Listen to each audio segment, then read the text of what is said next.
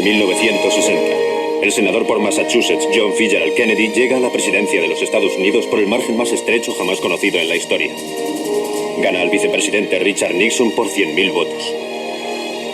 Con su bella y elegante esposa Jacqueline Bouvier, Kennedy representa la nueva era de libertad de los años 60, llena de cambios revolucionarios para el pueblo americano. Ahí vamos otra vez, queridos cuervos, con un nuevo formato, pero dando caña con cine, series y las historias reales detrás de todo ello. Hoy nos acercamos de nuevo a uno de los magnicidios más importantes de la historia, el de John Fitzgerald Kennedy.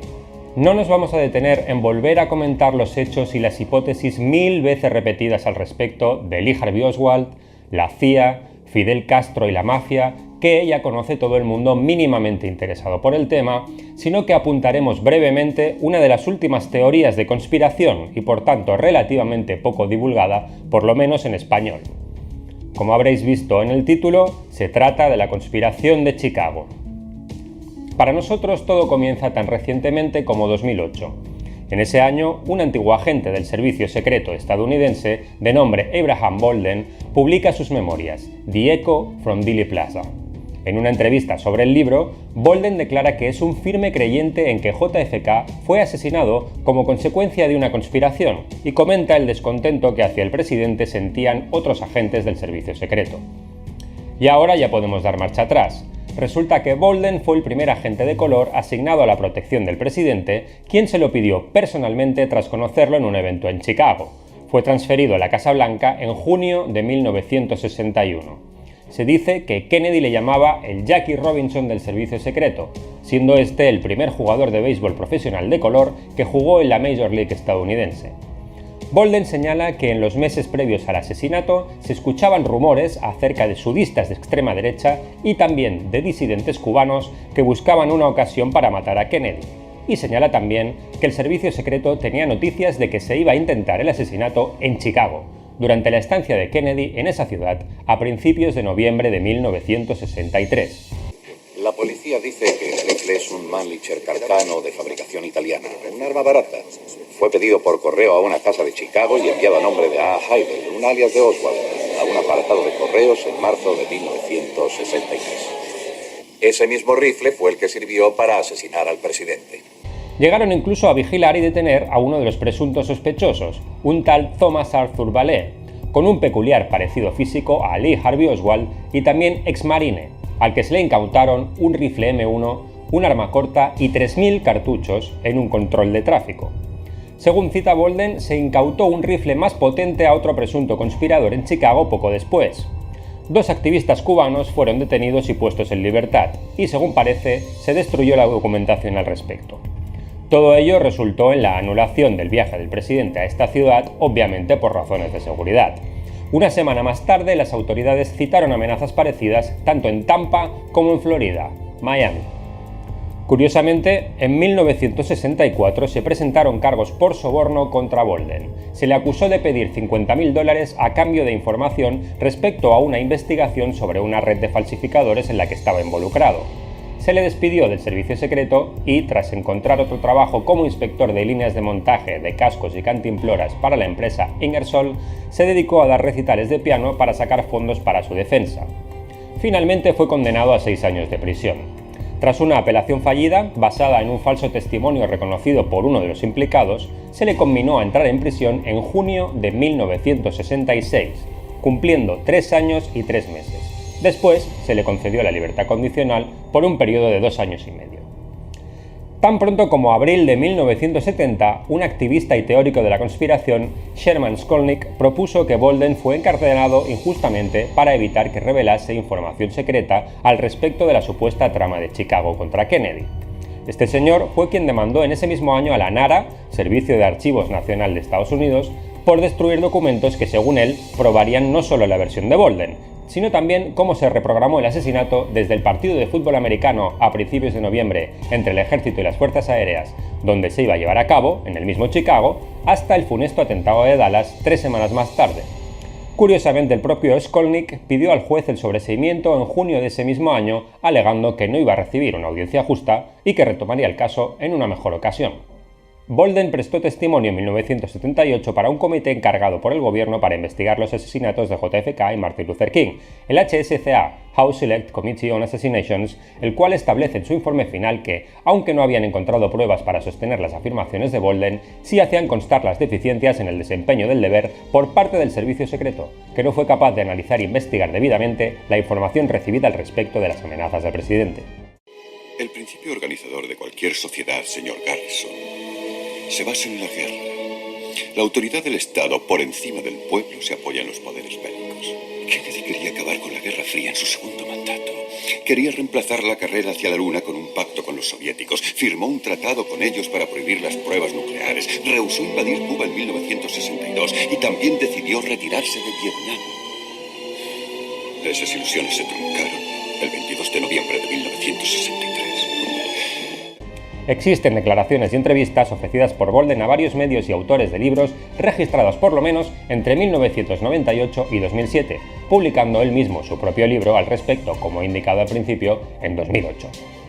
Dado que siempre hacemos referencia a películas y series, mencionamos en esta ocasión la miniserie para televisión Los Kennedy, producción conjunta estadounidense-canadiense estrenada en 2011, en 2012 en España, con Greg Kinnear, Katie Holmes, Barry Pepper y Tom Wilkinson, y aunque nominada a varios premios Emmy y Gemini, de los cuales obtuvo varios, tuvo críticas dispares. Como curiosidad, y por ello la hemos elegido, aparece de manera anecdótica el personaje que nos ocupa, Abraham Bolden, interpretado por el actor Rutherford Gray. Todos los interesados en el asesinato de JFK sabemos que es un tema complejo con múltiples ramificaciones. Hoy nos hemos acercado brevemente a uno de los puntos tal vez menos divulgados. Estás escuchando La Paradoja del Cuervo. Recientemente, como sabéis, se han desclasificado la mayoría de documentos que faltaban al respecto del asesinato de JFK. Unos documentos que parece que no aportan mucho de relevante al caso.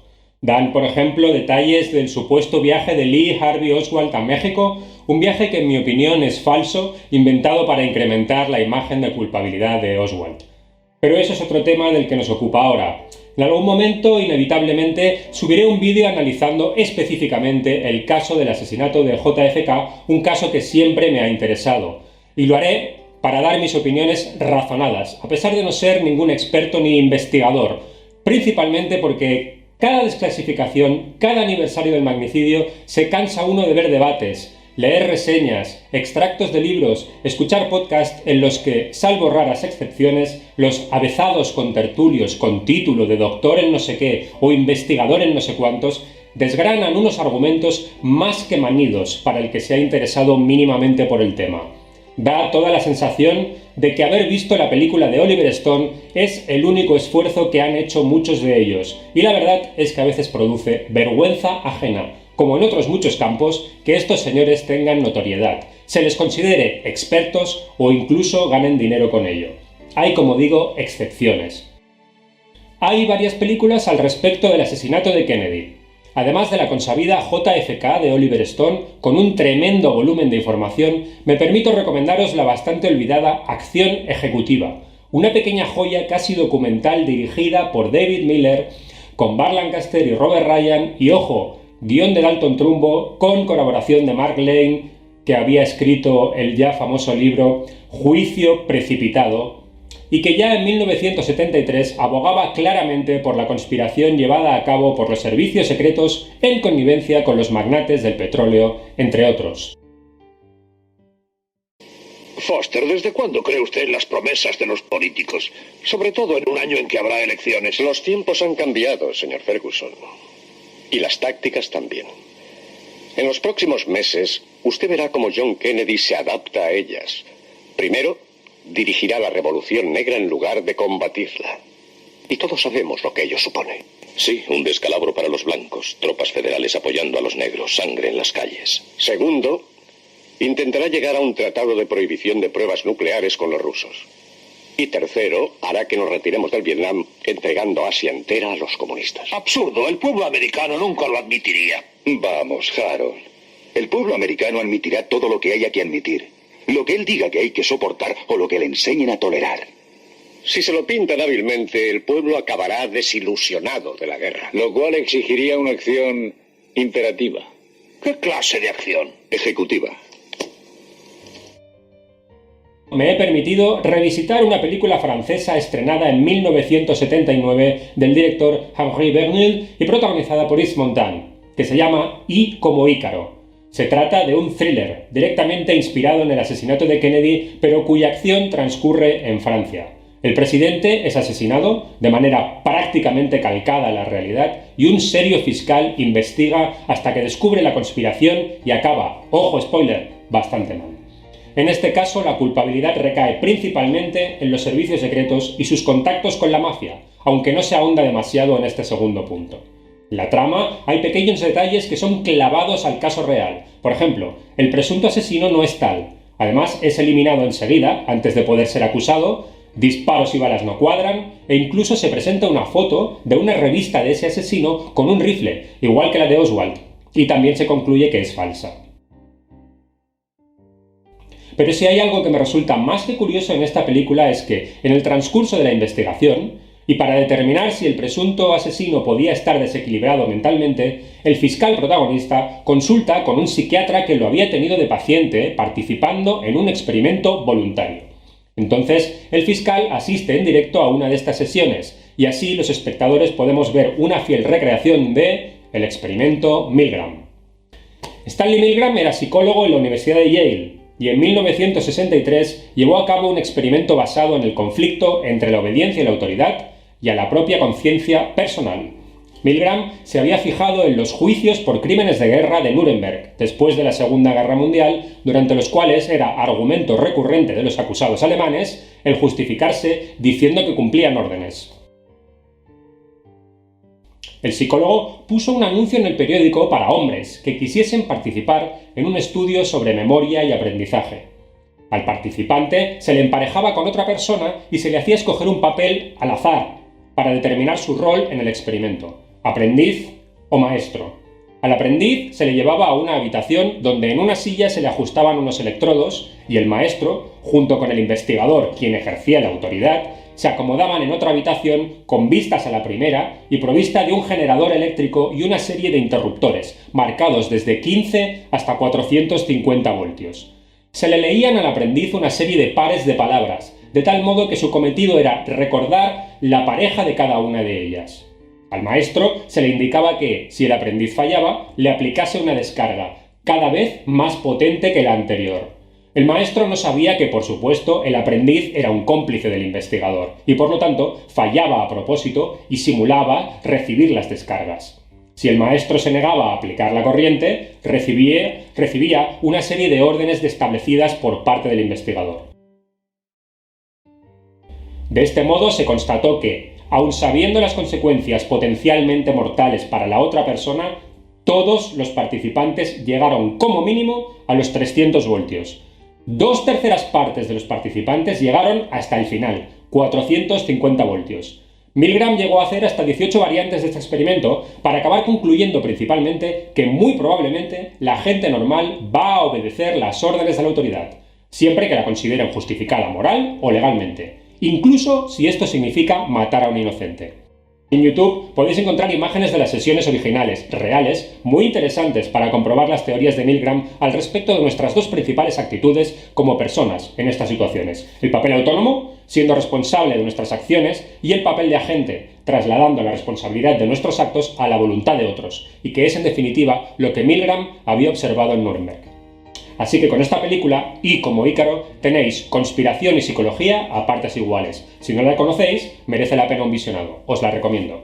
Por si os interesa, os dejo enlaces al DVD de las pelis que he comentado y al libro sobre la obediencia de Stanley Milgram. Acordaos de compartir y suscribiros. Gracias a todos y hasta la próxima. ¡Adiós!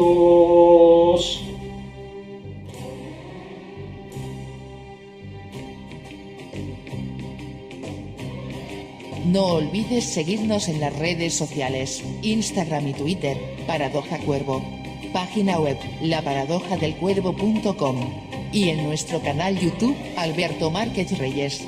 Muchas gracias.